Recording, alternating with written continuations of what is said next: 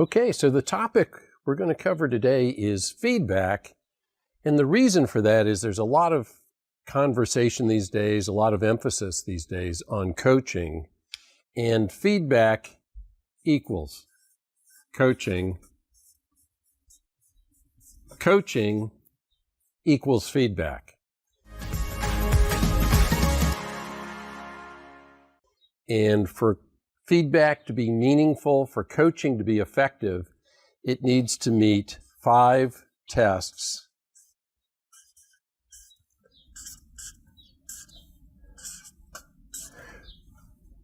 Which are what we're going to cover today. So, number 1, for feedback to be meaningful, for coaching to be effective, number 1, it has to be timely.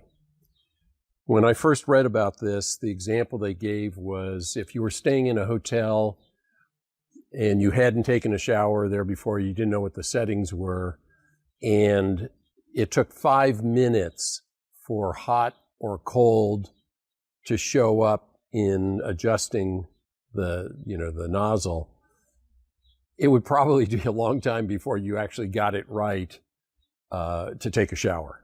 It's just the lag time is just too long between the event and when you actually are getting feedback on the event. And the same is true for behaviors, for skills and abilities. When someone's trying to improve, annual reviews or even quarterly reviews, depending on what the behavior is, what the skill is not frequent enough. It's not soon enough. It's not timely enough. And so the number 1 criterion for feedback to be meaningful is it needs to be timely. Number 2 is it needs to be accurate and or objective. So what a coach is doing for members on his or her team is doing for them the one thing they can't do for themselves, which is see themselves. Okay? We're always gauging how we're being received, how people are responding to us, what we're saying, what we're presenting, by how they're acting, and we in turn respond or interpret that. And what a coach does is hold up a mirror, and the accuracy or the worthiness of the feedback is how perfect, accurate the mirror is. And a lot of times, particularly with sales managers, they come with preconceived notions or biases, and what they're holding up is like a funhouse mirror, the wavy things or the distorted things, and it's like, oh my God, I look like that. I'm like that fat, or I'm that tall and skinny, or I'm that short. And it's like, that doesn't look like me. That's not my impression of me. And in fact, it's not an accurate reflection of you. Even less helpful sometimes is managers aren't holding up a mirror at all. What they're holding up is like a picture of themselves when they were a rep 3 or 5 years ago. And it's like, here's what you want to look like. Here's what really worked 3 or 5 years ago. And it's like, dude, a lot of things have changed in the last 3 or 5 years. So thanks, but not that helpful. Okay, number 3, it needs to be consistent. You don't want to keep jumping around. You don't be skipping around on what we're giving feedback on, what skill or ability we're trying to improve, what behavior we're trying to modify or change. And folks that study this, some folks say it could take as long as 18 months to permanently change a habit or a behavior. People who, other folks like Weight Watchers and people who are in behavior modification say it takes maybe up to 13 weeks, which, basically is a quarter. So you want to pick something and stick with it for this quarter. Okay. And a good way to, I think, start the conversation is what skill or ability, what behavior, if improved, would have the highest payoff for you? And let's talk about what that looks like, what improvement looks like, and how we're going to measure And that's what we're going to be giving you feedback on. And so here's how frequently you're going to get feedback, at least every couple of weeks, maybe more frequent than that. Here's how we're measuring, and we agree that those measures are objective and are a true reflection of what better looks like. And we're going to stick with that. And this is where analytics and sales process and the rest of it comes into play, because we have definitions of what better looks like and where it fits in, okay? The other thing that I think can happen here when people are jumping around, maybe what we're going to work on is call prep, okay? So, what are the things that you want to be sure you cover? What are the things you want to be sure you discover? What are the best ways to ask questions, frame up questions going into the call, okay? That would be a great example of call prep. So they start working on that and it's working great. And then the next time you say, yeah, but I want to talk to you about your CRM adoption. And, you really haven't been keeping your notes in there.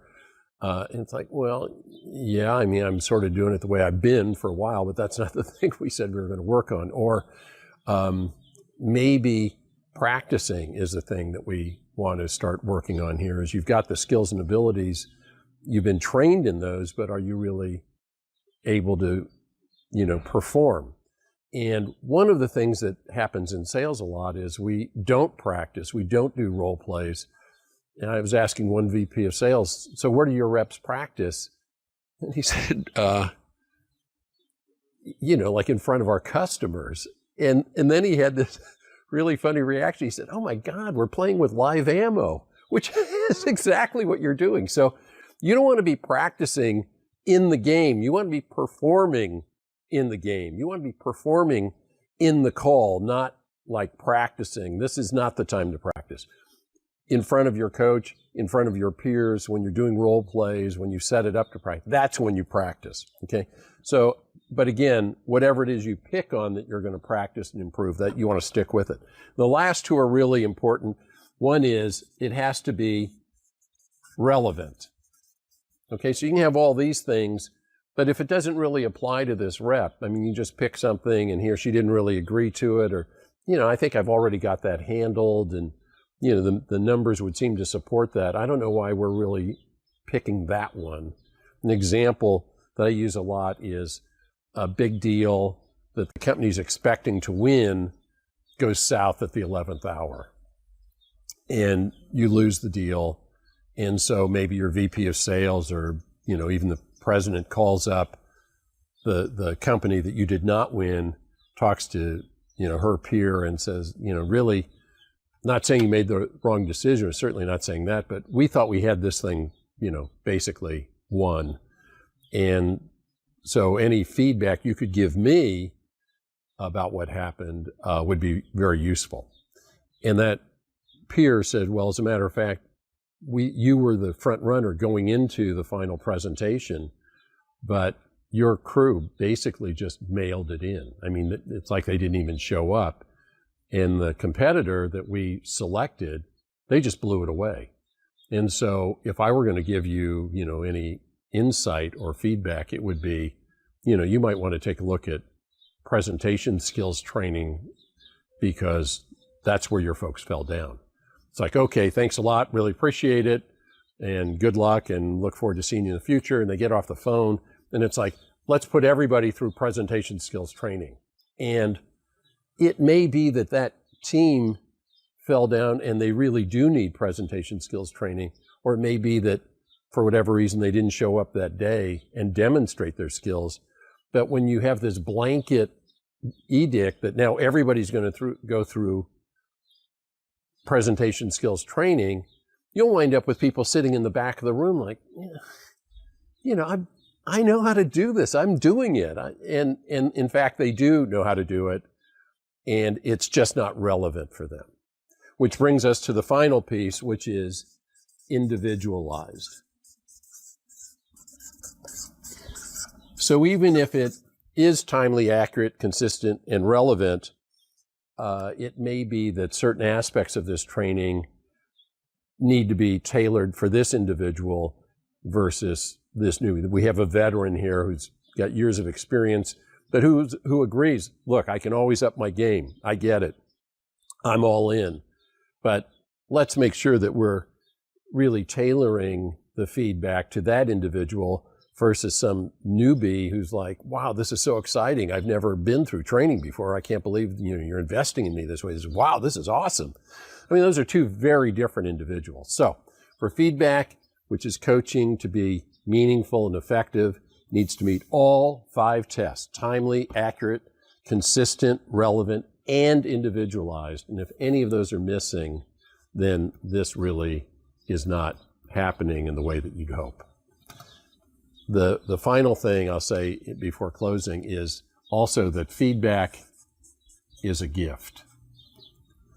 And the quality of the gift is really reflected in the thought and effort and quality that goes into the feedback. And there are 2 kinds of feedback I want to talk about. One is specific feedback. So, Susan, thanks for the report. I appreciate you getting it in on time. I went through it, and there are 2 or 3 things that I've written down, but I also want to go over with you. I thought this one section was too general, and I think you could dial that in a little bit more. I thought you made a great point on page 5, and I'd like you to expand on that as well.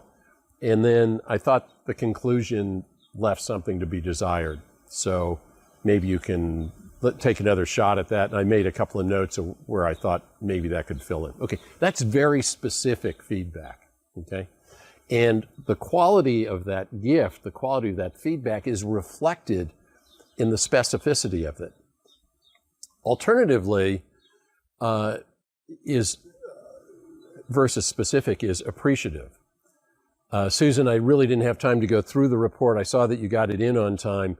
I haven't gone through it yet, but I absolutely appreciate you getting it to me. The ball is in my court, and I will get you feedback specifically in a couple of days, as opposed to you don't have the time, you don't go through it. And a lot of times people will submit a report and they get it back, and sort of written across the cover is "good job," which is like, well, thanks. I mean, it feels good for a moment, but what was good about it? And I'm not even sure you read it. So what was good about it? So, that's really not helpful. It's not meaningful. It's not a quality gift because you really didn't put any thought or energy into it. Okay. So when you're giving feedback, when you're giving the gift, make sure that it's worth giving. Okay. And there are a couple of ways, again, specific and or appreciative. So I hope that's useful. I hope you get something out of it. And more importantly, I hope you put it to work. Either in the coaching you're giving, I hope you put it to work in the coaching that you're giving or in the coaching that you're receiving. If you're not getting these things, then speak up and see if you can't improve that. Appreciate your taking the time. Thanks for watching.